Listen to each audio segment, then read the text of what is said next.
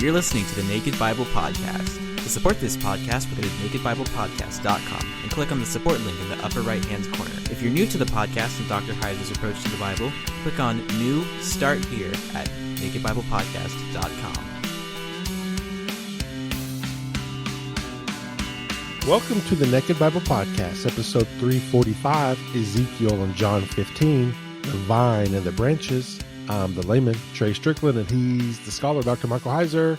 Hey, Mike, how you doing? Pretty good. How are you doing? I can't complain. Can't complain. Can't complain. You always ask me how I'm doing, so I decided to throw that back at you.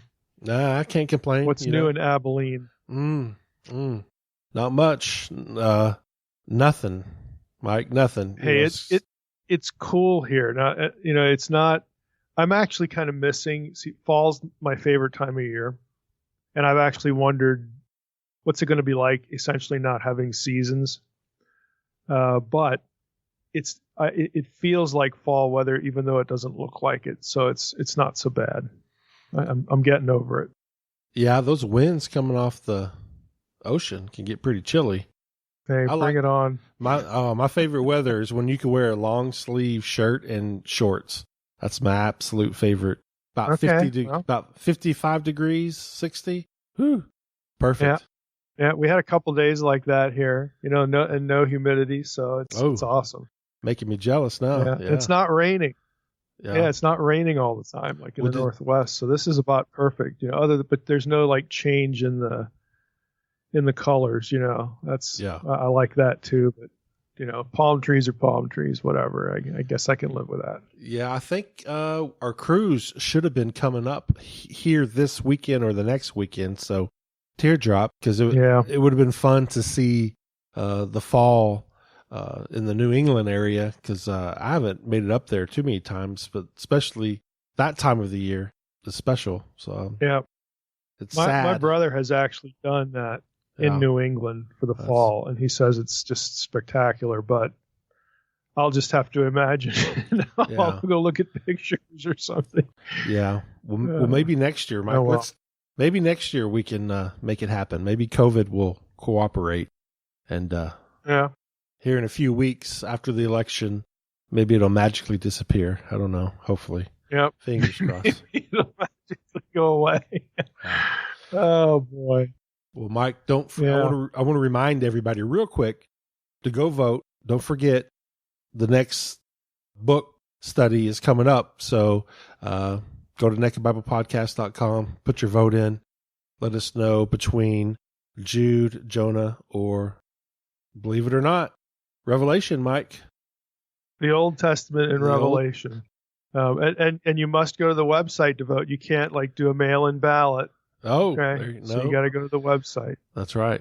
Absolutely. I'm interested to see where we land with that, Mike. Keeping an eye on it. It's no contact voting for the topic. No protesting, no nothing. It's final. Whatever the result is what the result is. Mike. Yeah. We're still connecting dots. What dot are we connecting this week? Well, we are going to, as the title suggests, take a look at Ezekiel and John 15. So we're back to Ezekiel. We weren't gone for long. And I will say this is probably our last visit for a while. We will see Ezekiel again, of course, especially if, the Revelation topic wins. But we're back in Ezekiel. And we're once again, I'm going to springboard off the source that we utilized in 2 prior episodes on the use of Ezekiel in the Gospel of John. So here we are again, like I said. And that is Gary T. Manning's book, Echoes of a Prophet, the use of Ezekiel in the Gospel of John and in literature of the Second Temple period.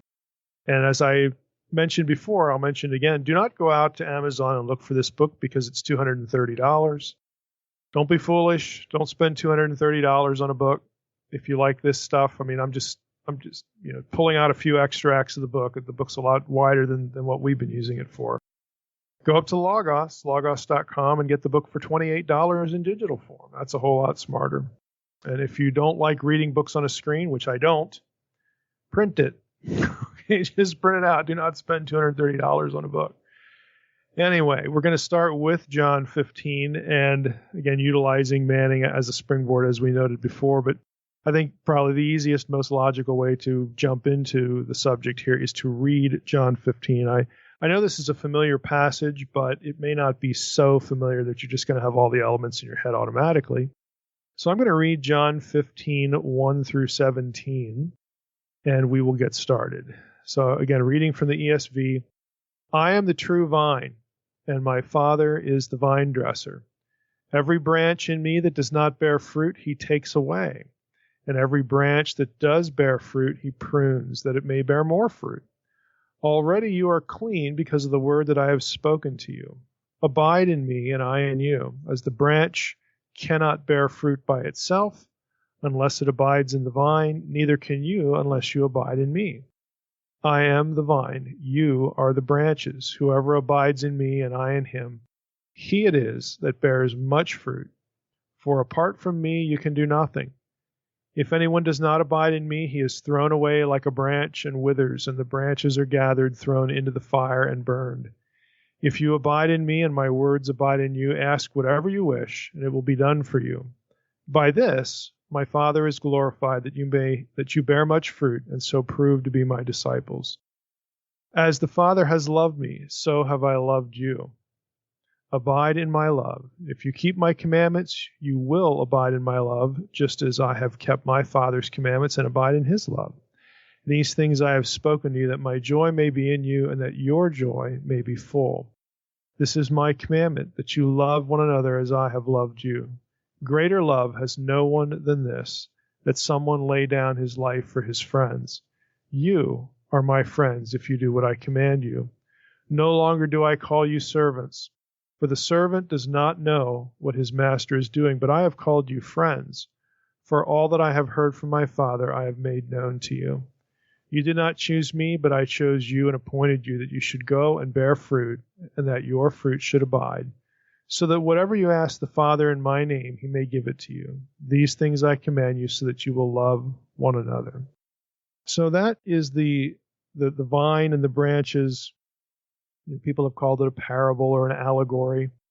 Again, it's pretty familiar to a lot of listeners, a lot of Christians. But less familiar is the reality that what Jesus is talking about here is drawn again from the Old Testament. Okay, so we need to know what that context is so that we don't overinterpret or badly interpret, okay, what he's saying here. I mean, this is building on something. Okay, there are points of reference here that we need to know about. And I don't think it's too much of an exaggeration to say that I'm willing to bet that if you've heard a sermon on this passage, you would be the exceedingly rare individual, if anyone has ever taken you back to the Old Testament for it. Usually this is just a springboard to sermonic ideas about discipleship and so on and so forth. And it's not that those ideas don't have merit or deserve attention. It's just that there's just some things going on here that would help in understanding, again, not overinterpreting or misinterpreting what's going on. Now, scholars are well aware of the relationship of John 15 to the Old Testament. There's actually several Old Testament candidates for the source of Jesus' parable. We'll just call it a parable about the vine and the branches. The three candidates, if you get into the literature, are Isaiah 5, 1 through 7, Jeremiah 2, 21 through 22, and Ezekiel 15, 1 through 8, along with Ezekiel 17, 1 through 10. So you pick a prophet, Isaiah, Jeremiah, or Ezekiel. I'm going to go through each one and sort of explain why it's a candidate. We are, as you could guess already, we're going to land on Ezekiel, and we'll get into the reasons as to why it's a pretty high degree of certainty that this is what's going on in John 15, the connection back to these Ezekiel passages. But let's just start with Isaiah 5. In Isaiah 5, 1 through 7, I'm just going to read that in the ESV, and then we want to make a few comments about vocabulary from the Septuagint that connects to John in some ways. Okay, it's not the relationship's not very tight, as we're going to see, but there are points of connection. So Isaiah 5, this is the vineyard of the Lord destroyed. So this is where typically, if anybody kind of ever thinks about the Old Testament relationship to John 15, this is sort of the default place where people end up going. And I'm going to read the first 7 verses. Isaiah 5 says, "Let me sing for my beloved, my love song concerning his vineyard. My beloved had a vineyard on a very fertile hill. He dug it and cleared it of stones and planted it with choice vines. He built a watchtower in the midst of it and hewed out a wine vat in it. And he looked for it to yield grapes, but it yielded wild grapes. And now, O inhabitants of Jerusalem and men of Judah, judge between me and my vineyard. What more was there to do for my vineyard that I have not done in it? When I looked for it to yield grapes, why did it yield wild grapes? And now I tell you what I will do to my vineyard. I will remove its hedge, it shall be devoured. I will break down its wall, and it shall be trampled down. I will make it a waste. It shall not be pruned or hoed, and briars and thorns shall grow up. I will also command the clouds, that they rain no rain upon it. For the vineyard of the Lord of hosts is the house of Israel, and the men of Judah are his pleasant planting. And he looked for justice, but behold bloodshed, for righteousness, but behold an outcry."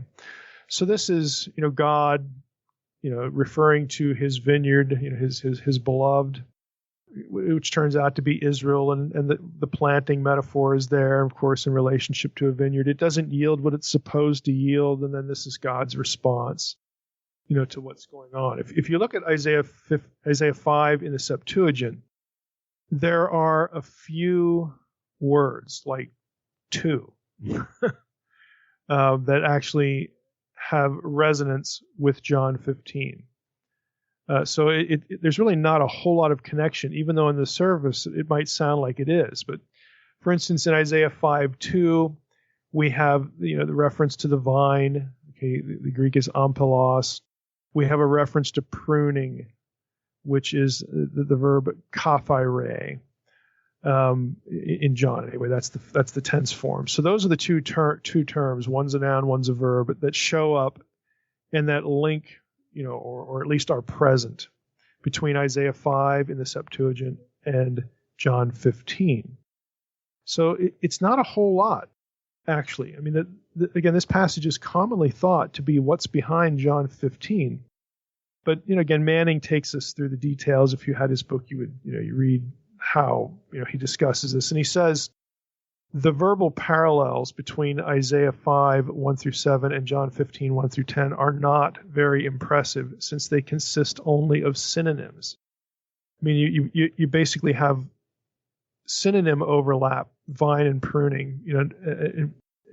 You might have like 1 or 2 instances where you have actually a shared term, but most of the similarity is not explicit.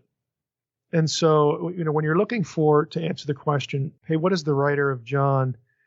What's John doing here? If he's using the Septuagint to draw his reader's attention to a particular passage, he's probably going to borrow more vocabulary from a particular passage that will telegraph, this is where I'm looking and this is where I want you to look.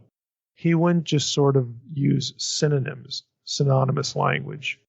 And again, we have very little explicit connectivity here. So Manning brings that to our attention. He says, nevertheless, sure, there are thematic parallels here. So he writes, the passage, Isaiah 5 resonates in a number of ways with Jesus' parable of the vine. God is the gardener, although he's not given the title. In Isaiah 5, the emphasis is placed on God's care for the vineyard and the vine. He builds a fence, a tower, and a wine vat. Then plants and tends the vine. He waits for grapes, but the vine produces only, thorns or these wild grapes. As in John 15, the lack of fruit results in judgment. In both John 15 and Isaiah 5, pruning is only for the fruitful vines. God's protection and nurture are only directed towards those who bear fruit. So he says, there's conceptual thematic parallels here, but again, we're expecting John, if he's looking at if he's looking at Isaiah, chapter 5, if he's actually looking at that passage as he's thinking about Jesus' teaching here, or if Jesus himself, again, in real time, is thinking of this passage from Isaiah in the Septuagint. You would expect the connections to be either more numerous and, I would say, also more direct, but they're not. And so for that reason, scholars, a number of them move on to another possibility, and that is Jeremiah. So Jeremiah 2, 21 and 22. It's only 2 verses, so let's just go there and read that. Jeremiah 2:21 reads as follows, ESV. Yet I planted you a choice vine, wholly of pure seed. How then have you turned degenerate and become a wild vine? Though you wash yourself with lye and use much soap, the stain of your guilt is still before me, declares the Lord. If we go back up, and get the context again, this is Jeremiah. So this is going to be, directed toward Jerusalem or Judah. I mean, the northern kingdom is already gone by Jeremiah's time. So it has sort of the same flavoring here that as far as what it's aimed at. The point of the connection is the first line of John 15, where he says, I am the true vine. In Greek, it's he ampelos, he alethanos. And my Father is the gardener. Again, he prunes every branch that bears fruit. And that's karpon pharon in Greek. Well, if you go to Jeremiah 2:21, we read, I planted you a fruit-bearing vine. It's going to sound, familiar with the Greek because, again, it is familiar. It's pretty direct. Ampelon karpophoron.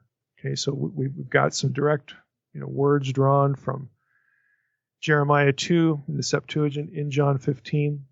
So I planted you a fruit-bearing vine, entirely true, pasan alethanane.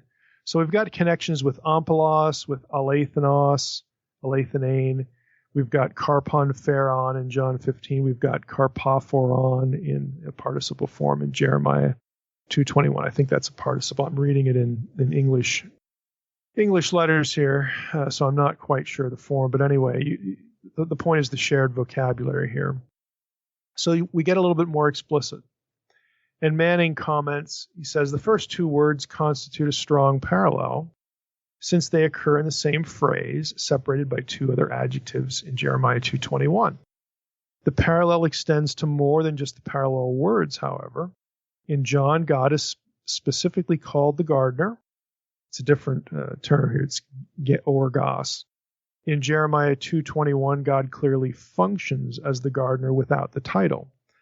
God plants the vine, and part of the point of the oracle, Jeremiah 2:1 through Jeremiah 3, verse 4, is that Israel has rejected God despite God's care for her. The phrase karpon pharon in John 15:2 parallels karpophoron in Jeremiah 2:21, but there's a subtle modification. In Jeremiah 2:21, fruit-bearing is a metaphor for Israel's earlier faithfulness and usefulness to God, in contrast to Israel's later apostasy. In John 15, the vine is Jesus, so there's no thought of his apostasy, obviously. The metaphorical element of fruit-bearing is thus transferred from the vine to the branches. That's not, you don't get that in Jeremiah 2, but you do get that in John 15, is Manning's point. There, to finish up Manning's quote, the meaning of fruit-bearing is essentially the same as in Jeremiah, except, you've got different targets. Branches that do not bear fruit are apostate and worthless. Branches that bear fruit are faithful and useful. So he goes on and talks about the themes of faithfulness and usefulness in both passages, both John 15 and Jeremiah 2, and so on and so forth. I mean, so he says, there's explicit vocabulary connection here. There's some thematic connection here, even though there's a bit of a modification. And he sort of winds up his discussion this way. He says, the most important modification that John makes to the images from Isaiah and Jeremiah is to the identity of the vine, which we mentioned earlier. In both passages, the vine is Israel, while in John 15, the vine is Jesus. Then he goes off and he starts talking about certain features of the text that might explain how this modification is exegetically viable in case, again, how do scholars argue that despite this modification that John and Jesus are still thinking of Jeremiah 2. So there are ways to sort of answer that question. one thing being, married to another, in both passages. There's a different, point of connection for the vine language. So Manning talks a little bit about how, that could be justified exegetically. But then, he sort of winds up summarizing it this way. I mean, he's going to move on to Ezekiel, and when we get to Ezekiel, it's going to be pretty obvious that this really is the point. This is really the point of reference. But anyway, Manning says, however, the transfer of meaning in the vine metaphor was justified. John's allusions to the vine imagery in Isaiah and Jeremiah suggest that Jesus is faithful Israel. Again, so if you're gonna look at those two passages, Isaiah and Jeremiah, if that's the trajectory you're thinking or following, Jesus is the faithful Israel. Israel had been the true vine, but now is useless and faithless. Jesus remained faithful. You can see already he's saying, if you want to take this trajectory, there's a contrast between the Son of God Jesus and the Son of God Israel. That's pretty apparent. So Jesus remained faithful, back to Manning, and thus God would now prune and tend Jesus and his branches instead of Israel. That's what Manning is suggesting. This is how you're going to have to take it. For the disciples, this meant that their hope of usefulness to the farmer lay in remaining connected to the faithful vine.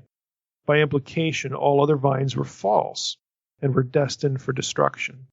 Although the passage never states it clearly, there is a suggestion that the nation of Israel was such a false vine. Now, let me just stop there again.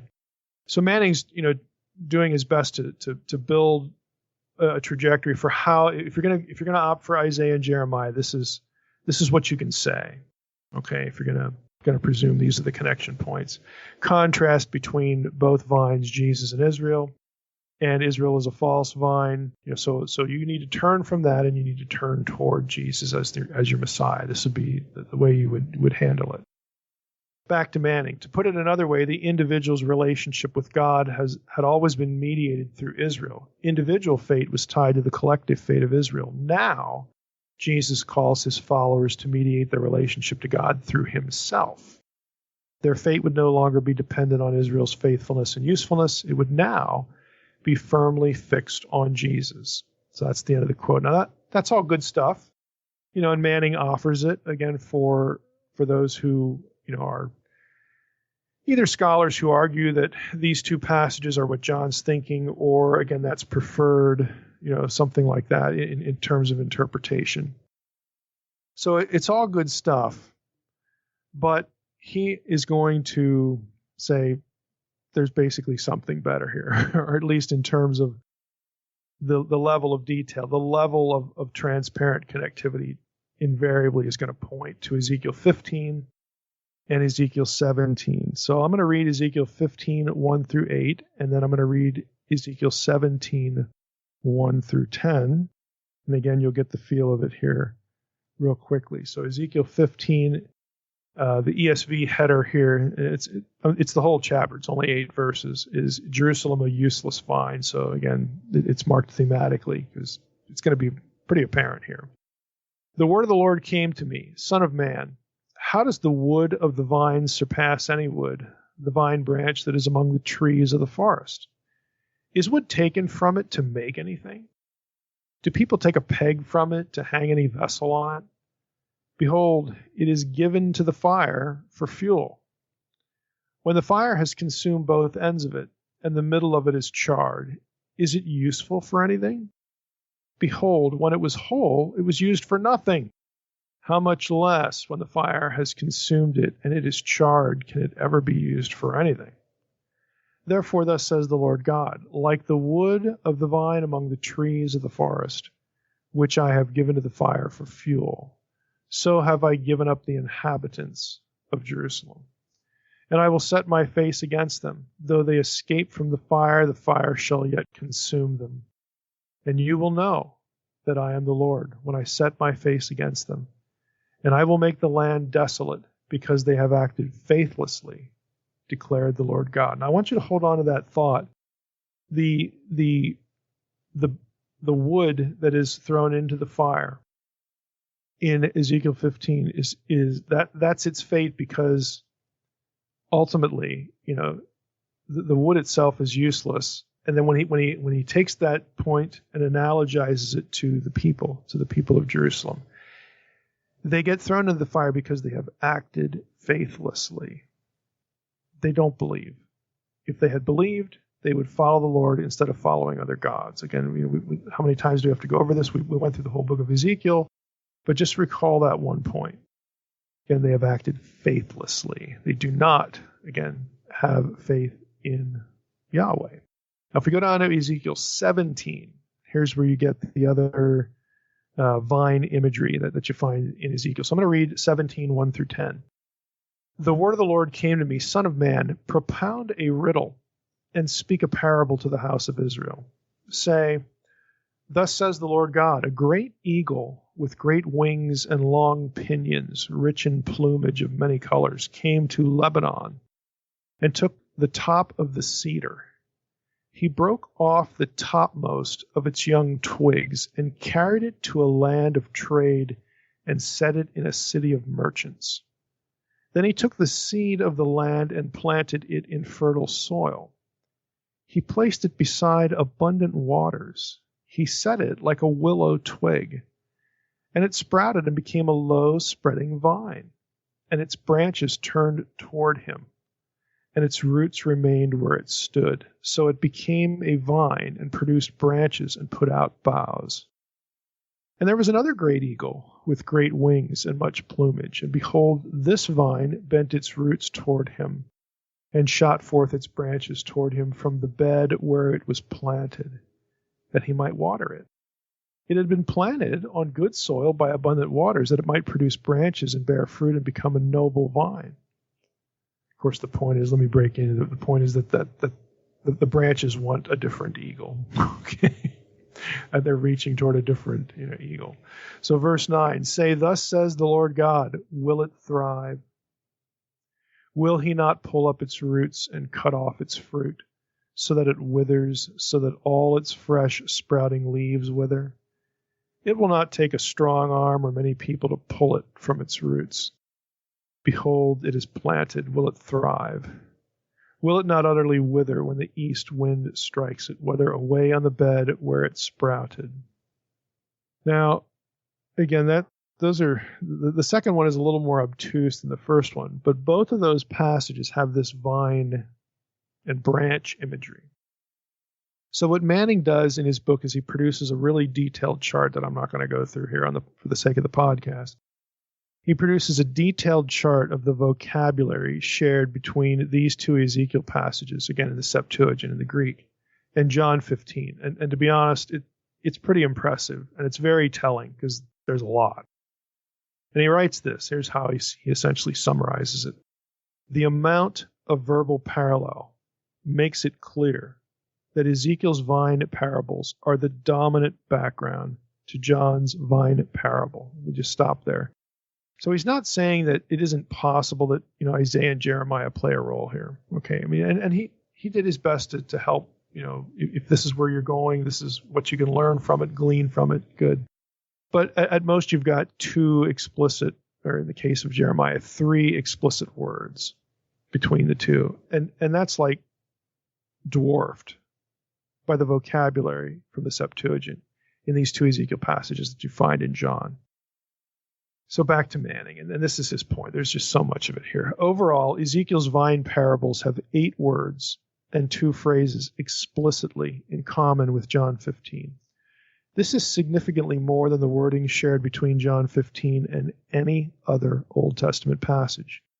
Even when only one of Ezekiel's vine parables is compared to John 15, let's just use one of the 2 passages. Even when you do that, the parallels are greater than with any other Old Testament passage. Isaiah 5, 1 through 7, for example, has only 1 word and 2 synonyms in common with John 15, whereas Ezekiel 17 has 3 words, 1 synonym, and 1 phrase in common with John 15.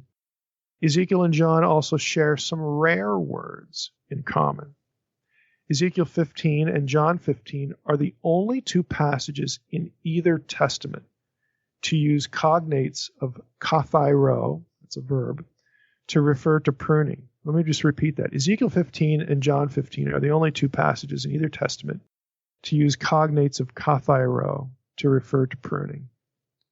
In the first example with Isaiah, the verb was kathairo in John 15, and you have a reference to pruning in Isaiah 5, but it's actually, again, it's only a synonym. It's not the same word. So this is really telling, that Ezekiel and John 15, the only two places you're going to find that have, again, this particular term used in the same context. Back to Manning. Manning says Ezekiel is the only book in the Septuagint that regularly uses klema for branch. John 15 is the only passage in the New Testament to use that word at all. So, I mean, think about that. The word for branch, klema. Septuagint of Ezekiel is the only place you're going to find it. And in the New Testament, the only place you're going to find it is John 15.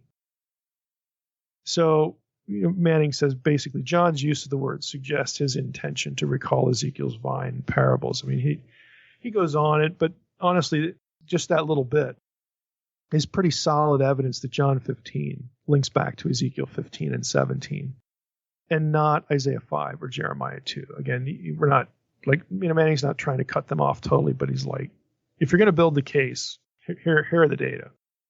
Now, there are some observations that are in line with the closer relationship between John 15 and those two passages. And they provide some interpretive focus points for John 15. This is why we're doing the exercise. And by the way, I hope, just sort of as a sidebar here, I hope you're learning some method as we do this. If you're doing a book study, you're doing your own personal Bible study in a New Testament book, you do want, you want to reference the Septuagint. And this is easy, again, if you have software, you're using an online tool or something like that, where you can see, what's the lemma here in the Greek Septuagint, this passage, and does that show up in John? I mean, you can actually do this. And this is what you're looking for. You're looking for frequency of connection, and you're looking for, explicit is more favorable than synonyms or thematic connection. Again, because if you're the writer of John, or again, if you're listening to Jesus and you know the Septuagint scriptures that well, I mean, maybe it's conceivable they could have, but either way, either trajectory there, if you can discern that Jesus, and of course the record of this in John 15, is repeatedly going to a particular place in the Septuagint, that's a good indicator that they want you to think about that. They want your mind to go back. Because if you do, it's going to help you parse what they're saying now. It's going to help you interpret. It's going to help you, again, not overread or misread the passage. And this is why scholars do this sort of thing. And you can do it too. I mean, you don't need to go out and earn a degree to do this. You have, again, software, online tools. You can do this sort of thing just to orient yourself when you start to think about this passage that you're studying. So anyway, he says here, in terms of his observations and implications, I'm just going to give you a few. In the first respect, it's pretty obvious that Ezekiel's vine parables, like John's, unlike any other place in the Old Testament, that they distinguish between the vine and the branches. This is another thing that may not be apparent from what I've already read from Manning, but in Jeremiah we have similar language, but the vine, in one place is Israel, and the other place is Jesus, and in the one place the vine is apostate, and of course Jesus is not. So even if you have the vocabulary, there's sort of there's a modification of what's going on here. That is not the case here. In John 15 and Ezekiel, these two passages, these are the passages that distinguish the vine and the branches. They don't mix them up.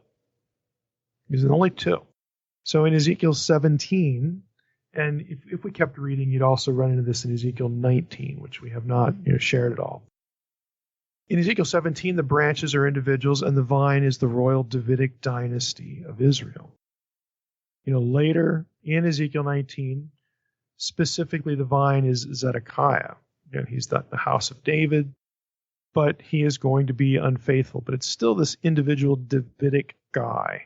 Okay, so you have more of a connection there. So that's one observation that Manning makes that says, okay, This is a little bit better than what we've run into before. So frequency of vocabulary, explicitness of vocabulary, and we're talking and ultimately contrasting one member of David's line versus the ultimate member of David's line. Okay, Jesus, the Messiah. Next thing he notes, I'm just going to read to you his second point. He says, one of the most important parallels between John 15 and Ezekiel is the use of kathairo and its cognates, katharos, catharsis, to refer to pruning. Everywhere else in the New Testament and the Septuagint, these words are not used of pruning. They refer to purity and purification.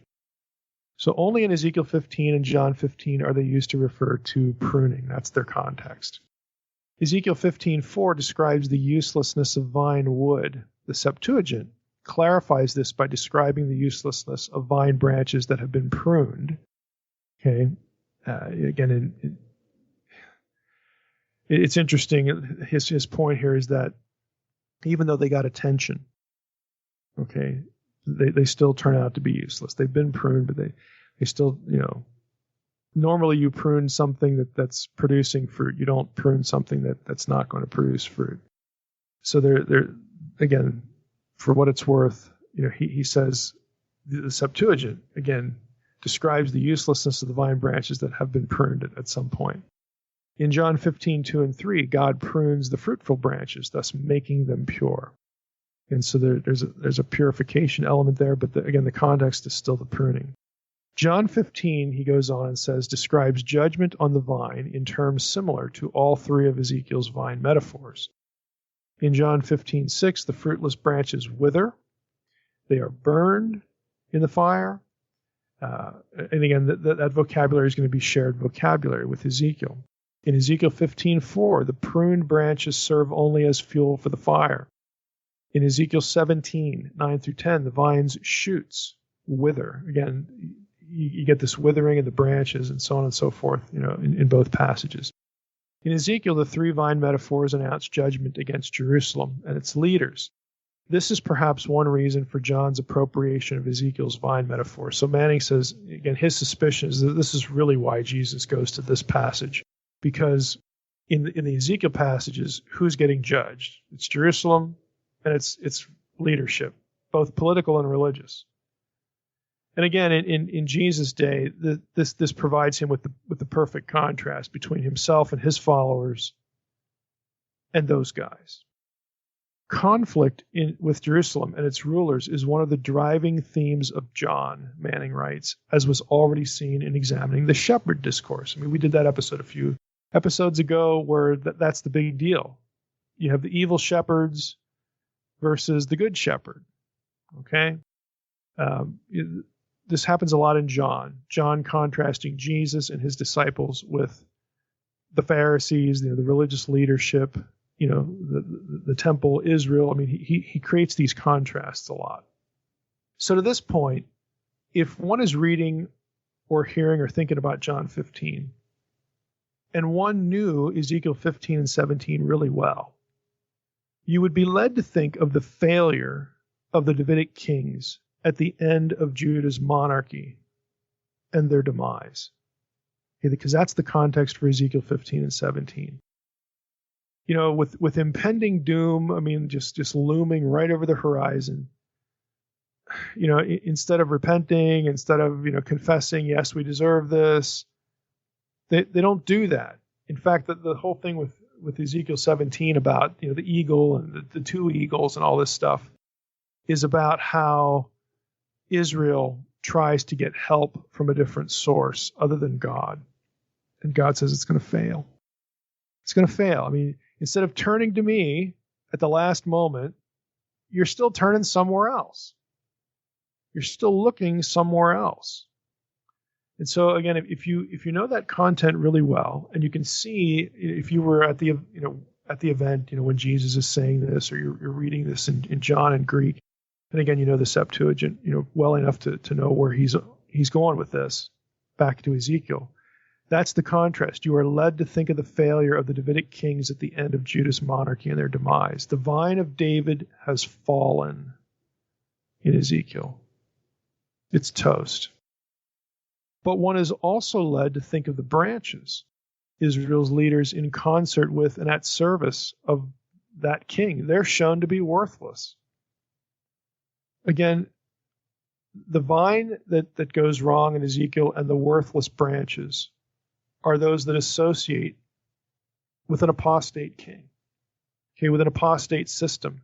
They do not turn, to the one who planted, the vineyard, to Yahweh.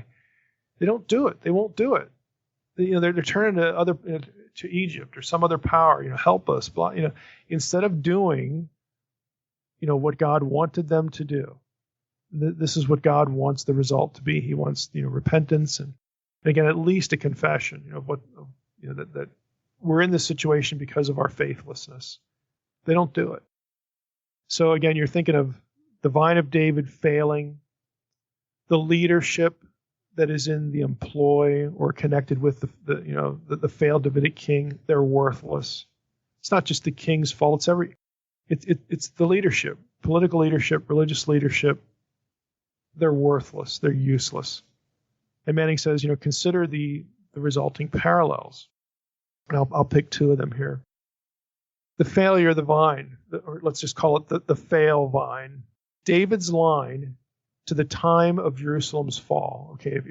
Let's think of it this way. This David's line all the way from David to the end of Jerusalem.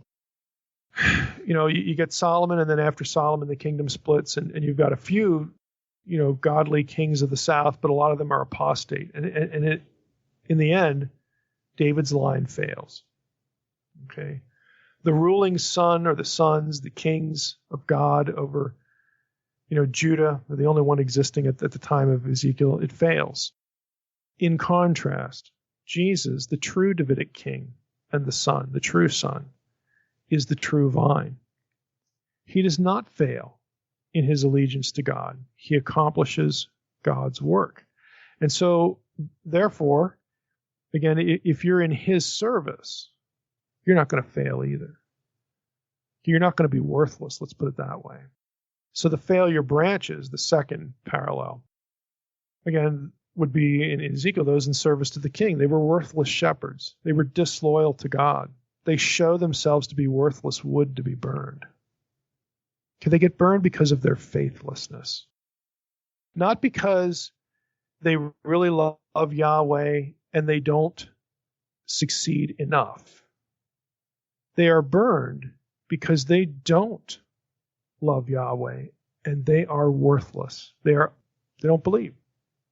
They don't believe. They have attached their allegiance and their loyalty somewhere else.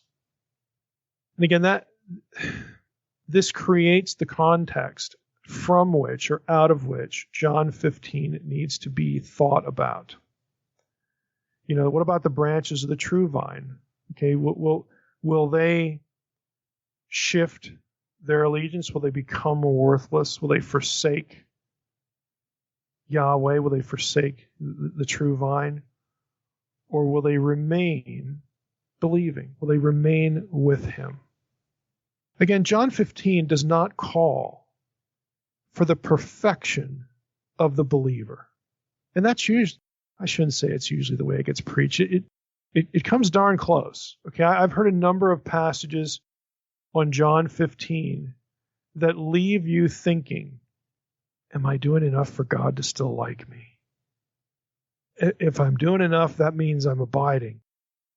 And if I'm abiding, then God approves. And so, am I doing enough? Am I doing enough? Am I doing it? The point is, if you go back to Ezekiel, the point of reference is they did squat. They didn't do anything. They were faithless. Their allegiance was somewhere else. And personally, I think it's really helpful, again, to think of John 15, against this backdrop. Who are we actually talking about here?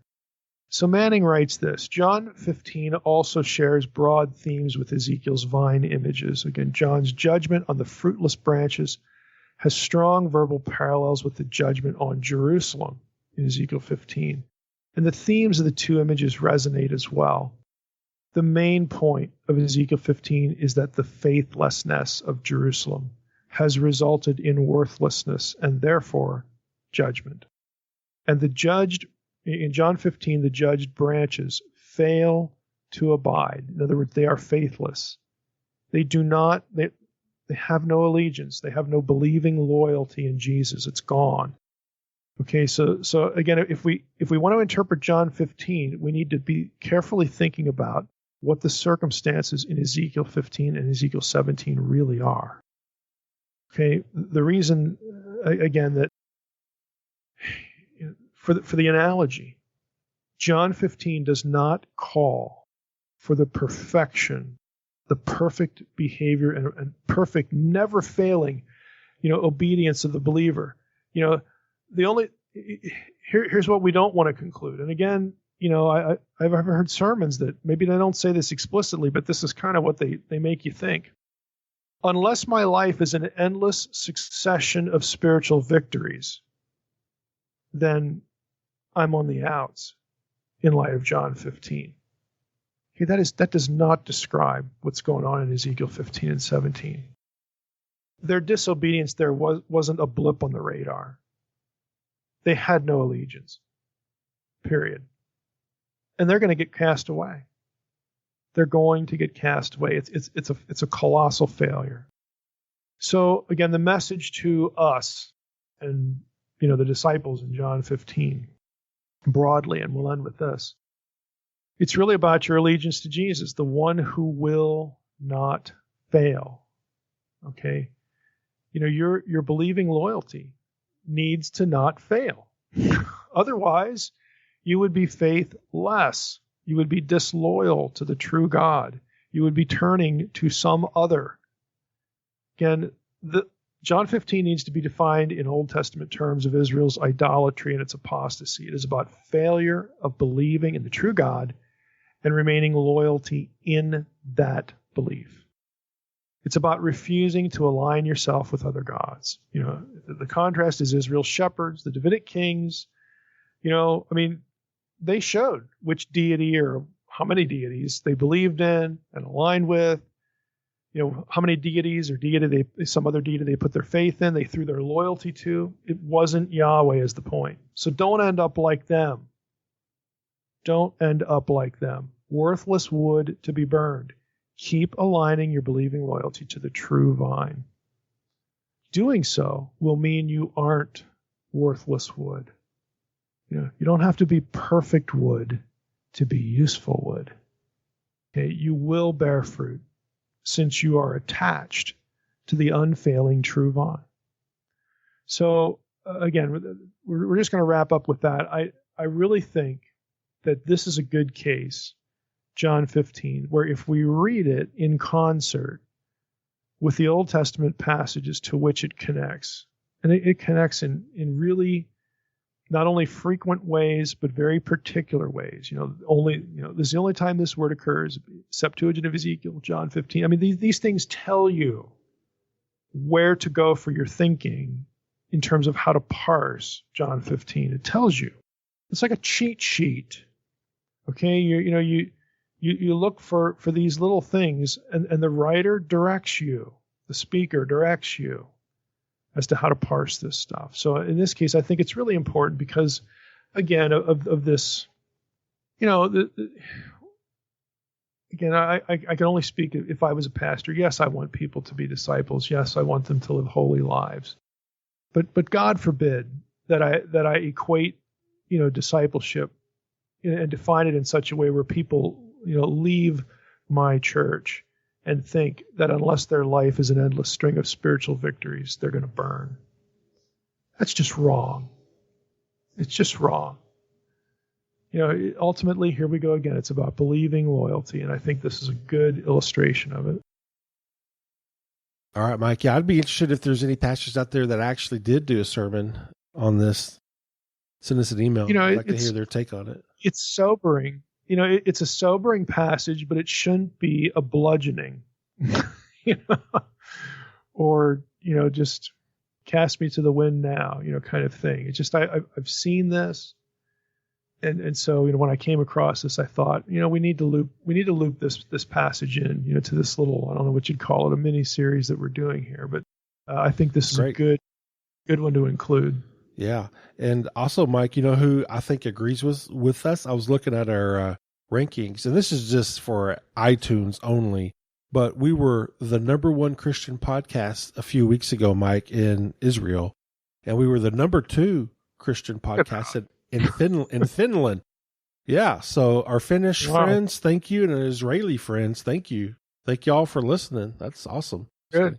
Yeah. And also, yeah, that's good to hear. I'm glad, because I'm hoping people pick up a little bit on method for their own Bible study, and again are prompted to think about, the connectivity. I just think it's important. Absolutely. All right. Well, I will remind people, go vote. And I'm talking about the Naked Bible Podcast vote, nakedbiblepodcast.com. Go vote for the next book study, Mike. All right. Absolutely. Well, with that, I want to thank everybody for listening to the Naked Bible Podcast. God bless.